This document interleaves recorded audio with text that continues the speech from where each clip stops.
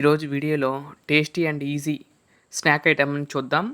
ఇక్కడ మనం చూసినట్లయితే ఈ వంటను పల్లెటూరులో ఈ యొక్క స్నాక్‌ని పల్లెటూరులో ప్రతిరోజు సాయంత్రం తినేవాళ్ళండి. ఆ స్నాక్ ఐటెంని మీరు ఇక్కడ చూస్తున్నారు. ముందుగా బియ్య పిండి అయితే తీసుకున్నామండి. బియ్య పిండిలోకి పెసరపప్పు నానబెట్టి గానీ, పచ్చెనపప్పు నానబెట్టి గానీ వేసుకోవచ్చు. వాటితో పాటు ఉల్లిపాయలు, ఇక్కడ కారం వేస్తున్నాను. మామూలుగా అయితే కారం కాకుండా అల్లము, పచ్చిమిర్చి పేస్ట్ చేసి కూడా వేసుకుంటారు కొంతమంది.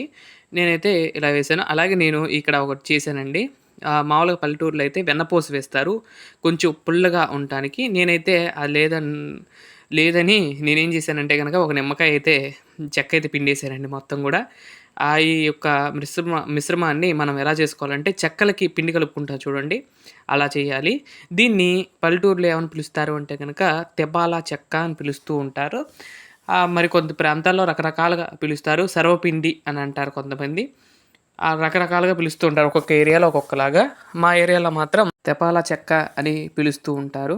దీంట్లో కొంచెం నూనె అయితే వేసుకోవాలి. ఇలా చెక్కల పిండి ఎలా అయితే కలుపుకుంటామో అలా కలుపుకొని చెక్కలు మరికొందరు ఏం చేస్తారంటే గనక సంక్రాంతి సమయంలో చెక్కల పిండి చేసుకునేవాళ్ళు లాస్ట్‌లో కొంచెం పిండి అట్టి పెట్టేసి ఇలా బియ్య పిండి ఏమన్నా మిగిలితే ఇలా ఉల్లిపాయలయి కోసి అప్పటికప్పుడు వేసుకుంటూ ఉండేవాళ్ళు. అలాగే ప్రతిరోజు సాయంత్రం పిల్లలకి ఏదో ఒక స్నాక్ కింద ఈ యొక్క ఇవి తపాలా చెక్కలైతే ఇచ్చేవాళ్ళు. చాలా టేస్టీగా ఉండేయండి. అదొకటి. ఇవి వేడి వేడి మీదుగా ఉంటే చాలా బావుంటాయి. చల్లారిపోయినాక తినాలంటే అది గట్టిగా అయిపోతుంది. వేడి వేడి మీద మాత్రం మెత్తగా ఉంటుందండి. ఈ విధంగా కారం వేస్తే గనక ఎర్రగా వస్తుంది ఈ విధంగా. మనం గనక కారం వేయకుండా పచ్చిమిరకాయ పేస్టు, అల్లం పేస్టు వేసామనుకోండి చాలా బావుంటుంది. కొంతమంది కొత్తిమీర, కరివేపాకు అవి కూడా వేసుకుంటారు. అవి కూడా వేసుకోవచ్చు. ఇక్కడ నేను పెసరపప్పు అయితే వేయటం జరిగిందండి నానబెట్టి. ఒక గంట ముందు నానబెట్టి పెసరపప్పు వేస్తే రుచి అదే మనకి తినేటప్పుడు తగులుతుంది కాబట్టి ఇలా అయితే వేయటం జరిగిందండి. ఈ విధంగా ఆ పిండిని ఒక గంట నానబెట్టుకోవటం అలా ఏమి ఉండదు.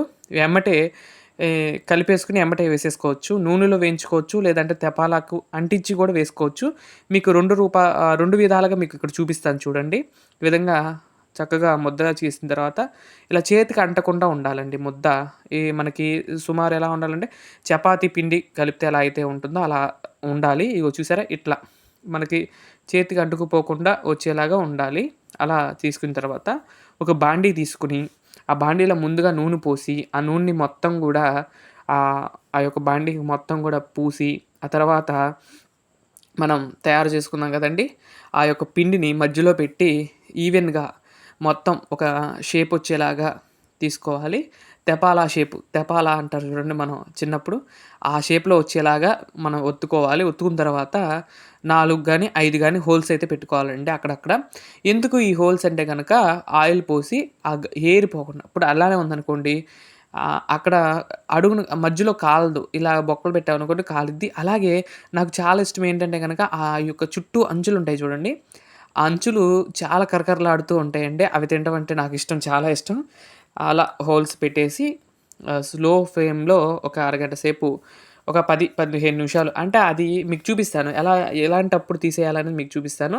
అప్పుడు తీసేస్తే సరిపోతుంది. లైట్‌గా ఆ హోల్స్ ఏయైతే ఉన్నాయో అక్కడ కొంచెం ఆయిల్ చుక్కలైతే వేయాలి. వేసిన తర్వాత పొయ్యి వెలిగించుకొని ఆ పైన మూత పెట్టేసుకొని ఒక 10 నిమిషాల పాటు సుమారు 10 నిమిషాల పాటు వేడి చేసుకుంటే సరిపోతుంది. మీకు తెలుస్తుంది.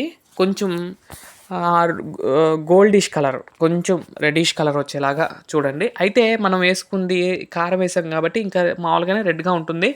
ఇదైతే ఇంకా మాడిపోయినట్టు ఉంటుంది కాబట్టి చూసుకొని మీరు వేసుకోండి. అంటే కాల్చుకోండి. కాల్చేటప్పుడు అలా చేసుకుంటే బావుంటుంది. ఇదిగోండి చూసారా? ఈ విధంగా అయితే ఉంటుందండి.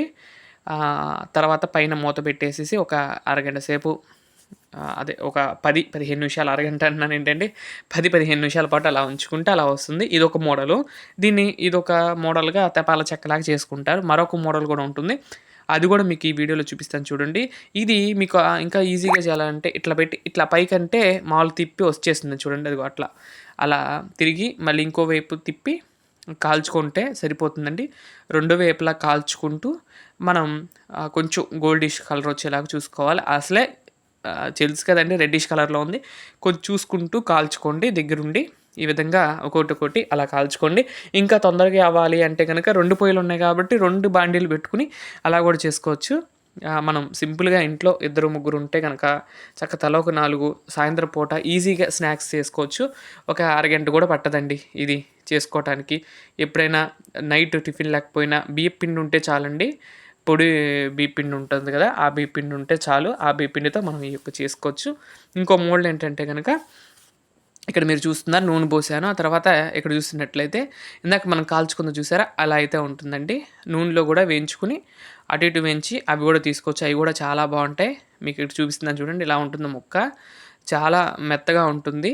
మీకు ఇక్కడ తెలిసిపోతుంది. ఆయిల్ కూడా తక్కువ రాసుకుంటే తక్కువ ఉంటుంది. అలాగే ఇంకా ఇంకోటి చెప్పాలంటే అలా చేస్తే కొంచెం ఆయిల్ ఎక్కువ పడుతుంది.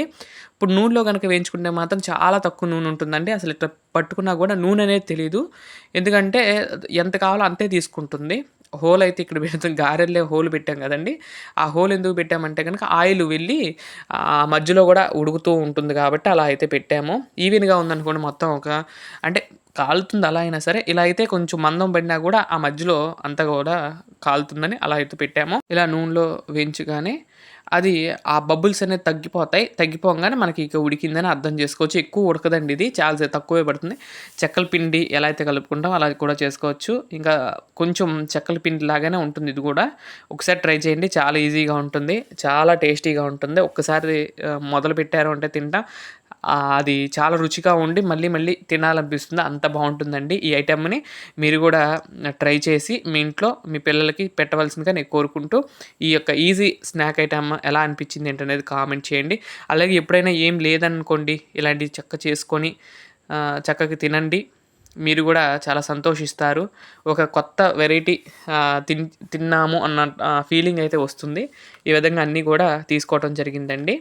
ఇలా అన్నీ కూడా ఒక తర్వాత కాల్చాము. అంటే సమయం అయితే చాలా సేపు పట్టిద్దండి. ఎప్పుడు మనకు శ్రమ పోతుందంటే మనం చేసింది మనం తిన్నప్పుడు ఆ శ్రమంతా మర్చిపోతాము. అలాంటిదే ఇక్కడ జరిగింది. అలానే చూసారా? తపాలా చెక్క అయితే ఇలా ఉంటుంది. ఆ తర్వాత అది కూడా చూపిస్తాను చూడండి. ఆ పైన ఇవన్నీ కూడా చూస్తున్నారు. ఇవన్నీ కూడా కాల్చినవండి. ఇవి నూనెలో కాల్చినయి. వీటికి దానికి తేడా చూడండి. ఏదైనా చాలా బావుంటుందండి. 2 ఒకేలాగా ఉంటాయి. కాకపోతే ఇది అయితే కొంచెం చెక్క టేస్ట్ అయితే వస్తుంది. నూనెలో వేయించింది. అదైతే మామూలుగా పిండి అంటే దోస తిన్నట్టుగా అనిపిస్తుంది సుమారు. దోస స్టైల్‌లో వస్తుందది.